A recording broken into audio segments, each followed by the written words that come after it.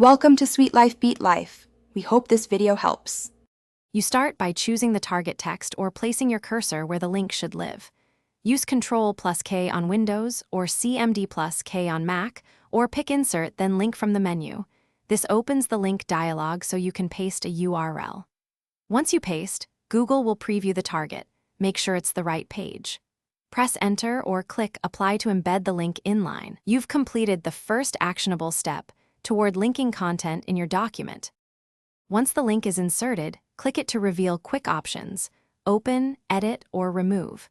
You can change the display text directly in the document to make the link descriptive, which helps readers and accessibility. If you choose Edit, replace the URL, or search for another document from your drive, make sure to select the right file and permission level. For internal navigation, link to headings or bookmarks in the same doc by selecting those targets in the dialog. To finish, verify the link works by switching to view mode and clicking it, or test in another account to confirm access. Make sure the linked files share settings permit your audience to view or edit, otherwise the link will show a permissions error.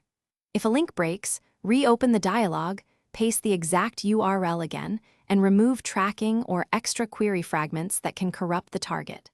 One key troubleshooting tip: if recipients report access denied, adjust drive sharing to anyone with the link, or add specific emails. Thanks for watching. Consider subscribing if we helped you.